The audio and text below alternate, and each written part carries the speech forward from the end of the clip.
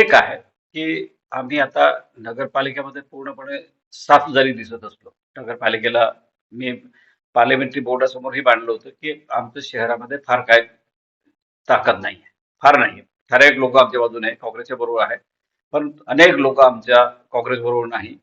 आणि आदिवासी माणसांसाठी सुद्धा इथे अडचणी आहेत शहरामध्ये.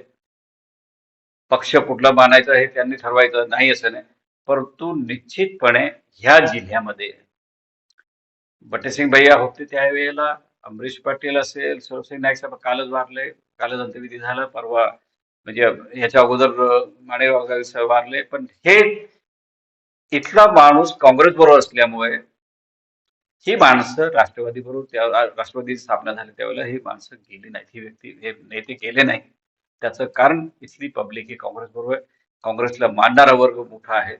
आणि आता हिना गावित असो, डॉक्टर विजयकुमार गावित असेल, यांनी ठेका घेतला त्या भाजपचा आणि आदिवासी भागामध्ये जो ठेका घेतलेला हा ठेका त्यांना महाग पडेल आणि लोक आपाप निर्णय घेतील, काँग्रेसला साथ देतील आणि निश्चितपणे काँग्रेसचा उमेदवार निवडून आणतील आणि काँग्रेसची सत्ता परत या जिल्ह्यामध्ये बसेल आणि कार्यकर्ते आमचे त्या पद्धतीने मेहनत करतील.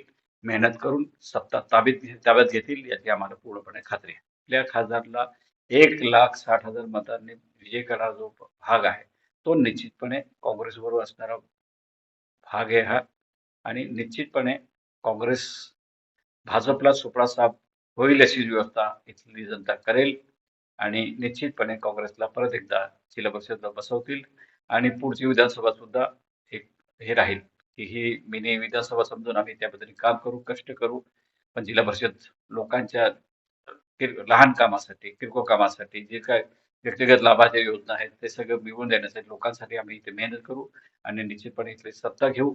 आणि हीच पद्धत पुढच्या विधानसभेला सुद्धा येईल. एक ना एक दिवस देशात परत काँग्रेस सत्ता येईल आणि हे त्याचे जे काय हुकुमशाहीचे दिवस आहे संपतील असं मला स्वतःला वाटतं. म्हणून आम्ही आशावादी आहोत आणि निश्चितपणे लोकांच्या बरोबर आहोत. लोक काँग्रेसला मानणारा वर्ग इथे आहे आणि त्यांच्या बरोबरच राहणं हे आम्ही नेहमी पसंत केलेलं आहे. तत्व म्हणून राहतो आणि काँग्रेस पक्ष म्हणूनही सगळे एकत्र राहण्याची गरज आहे.